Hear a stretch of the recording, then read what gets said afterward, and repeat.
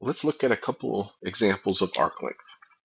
For the first example, we want to find the central angle in degrees subtended by an arc of length 4 inches for a circle with radius 3 feet.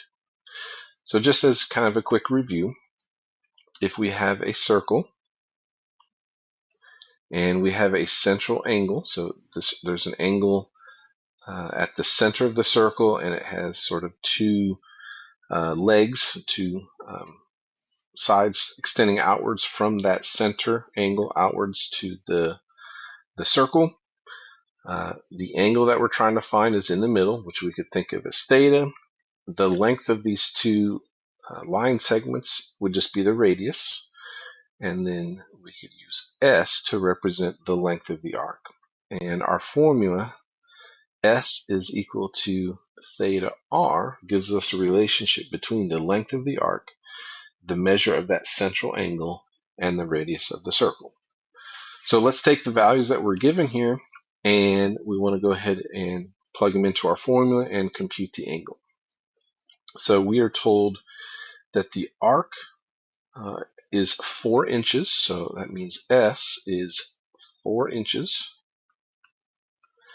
And we know the radius is 3 feet. Now, to work through this to get a correct angle here, we need to make sure that we're using the same units.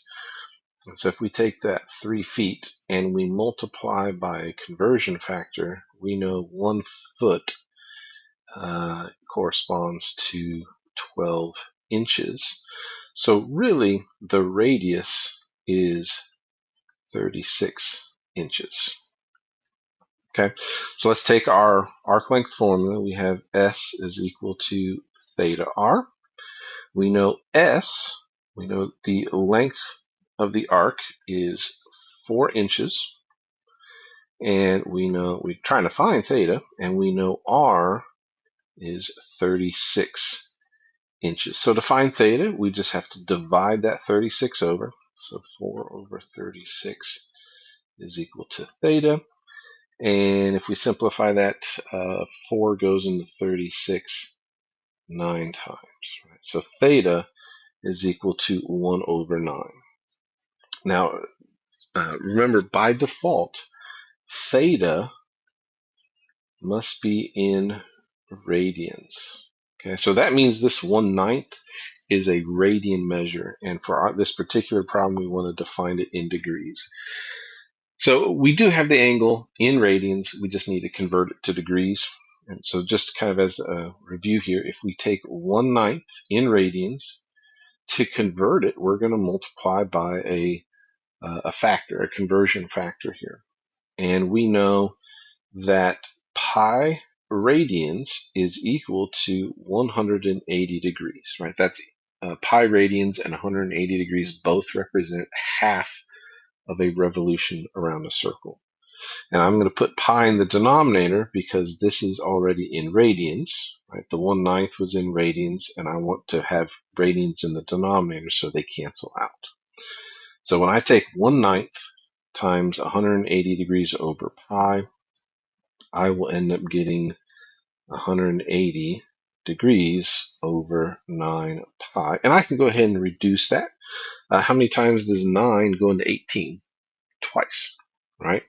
So 9 is going to go into 180 20 times. So we're going to have 20 over pi degrees. Okay, and it's okay for pi to be in there. Okay, pi does not mean we have radians. It's just a number, 3.14 forever, right? So we have 20 over pi degrees, and that's the measure of that central angle. For the second example, we want to just look at a simple application. We have some engineers that are designing a curved roadway around a mountain that follows the arc of a circle that's 5 miles long. And as you travel around the circle, we're going to go through 1/3 of a full rotation of a circle. And we want to find out what is the radius of this circle. Okay. So again, let's draw a picture here. Again, so say we have this circle, a full circle, right? we are going to travel around 1/3 of that. So I'll just kind of draw in 1/3 of our circle here. And we have our central angle. All right. So the equation that we can use is S equals theta r. Again, so it's the same equation.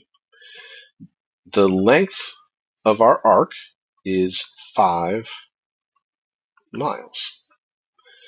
We don't know the radius, and all we know for theta is that we're traveling a 1/3 of a full revolution.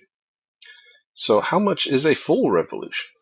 Right, and again, we want theta to be in radians here. We talked about that a second ago.